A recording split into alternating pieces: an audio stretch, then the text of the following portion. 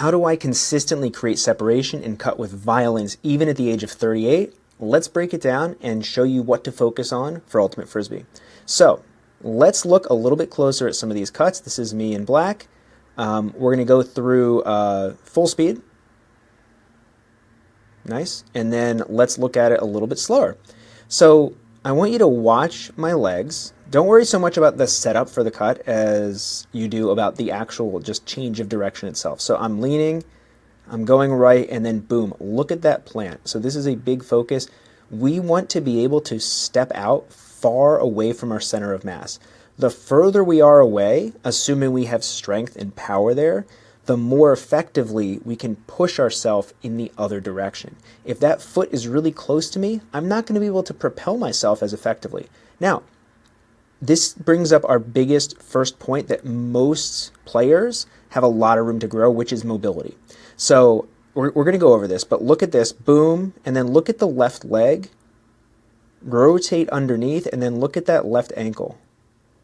Really quickly snaps under and pivots to propel me upfield.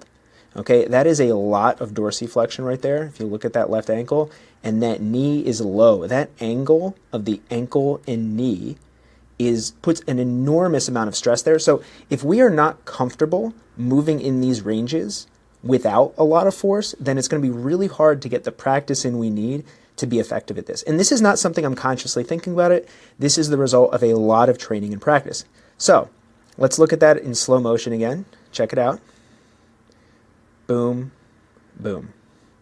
Okay, very effective, very efficient. I'm not taking a ton of different steps, but I'm creating a lot of power and force. So push, push, push. 3 steps, including the one that's changing my direction.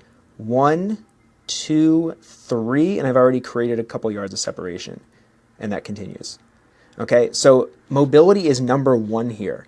If you are not mobile, you cannot reach the positions you need to get into to effectively create force where you need to, then all the strength and all the practice in the world is not going to cut it.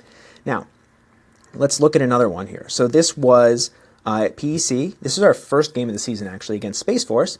And notice we have a stop disc, and I'm really close to that front cone, which is not ideal because that's where I want to get to. Okay, that's the easiest score.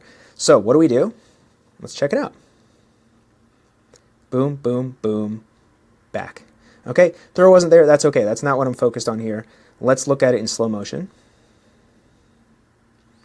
Notice some similarities to the other cut. There's more stopping and starting, but those steps are very similar. So let's break it down.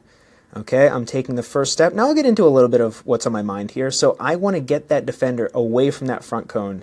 Okay, so I take a big step. I step out. That looks very familiar to the first cut, right? Big step out away from my center of mass to propel me back. And see, just like the other cut, that left leg is kind of pivoting underneath me. That ankle's getting ready to propel me to the left. However, as I'm doing this, I'm noticing that the defender is not really moving, not biting at all, which makes total sense. So I kind of give a little stutter and then big step way out away from me to propel me back the other direction. Now this is very convincing. I'm leaning, I'm pushing, a couple powerful steps, and then suddenly boom, boom, boom. Okay? So I'm creating all of that separation. Look, a couple steps, there's nothing here. A couple steps, and suddenly look how much space we have. Look how wide open this is. Okay? So that's what we want. We want to be able to do this. And if I'm chopping my feet, if I'm taking little tiny, very fast steps, that's not going to be effective. I want to be able to step aggressively and violently, really far away from my center of mass, and then be able to be powerful there. And again, that's not going to happen if I'm not really comfortable in these positions. So I need specific mobility training. Lifting alone is not going to cut it. And let me show you what I mean by that. So I am working on hip rotation. So hip internal rotation and abduction are really important. And that's exactly what I'm working on here. Okay, so I'm working on improving this. All of these training clips are from this year. And now I'm working on getting comfortable, this is sped up, in a wide position, rotating my hips. But notice how my center of mass, my torso, my hips are staying in between my knees, right? I'm not letting it get too far away.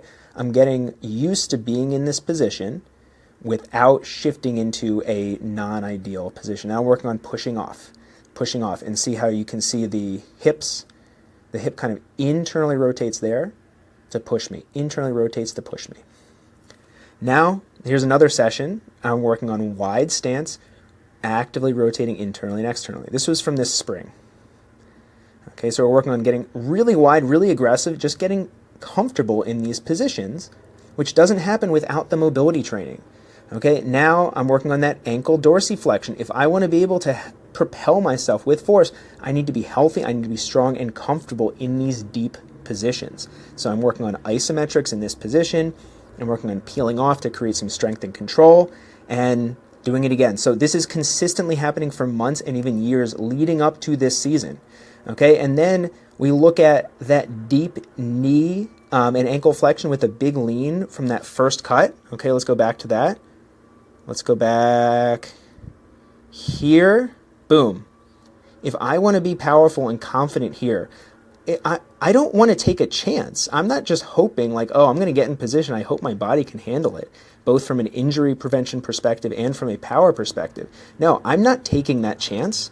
I am spending time here. I'm doing isometrics, both long duration and short duration ballistic stuff. So all of this goes into it. This is just the tip of the iceberg, but I wanted to make this clear that yes, strength training and specific power training is very important and practice is very important. But if we're not doing the mobility work to allow us to get to the positions we need to get into, if you can't get here and you can't get here and you don't have the ability to not just get there, but be able to get there quickly without fighting your body's own resistance, without worrying or thinking about it, if you can't do that, then often the lowest hanging fruit is to work on that mobility, work on that joint and tendon health first.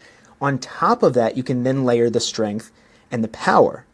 And then when you go out to practice, you'll be that much more effective. So mobility first, then make sure you're practicing and you're layering on the strength and power so that we can have really effective, efficient, violent cutting. I'm 38 years old. My cutting is probably better this year than it's been in a long time, and it's not an accident. Let's get it.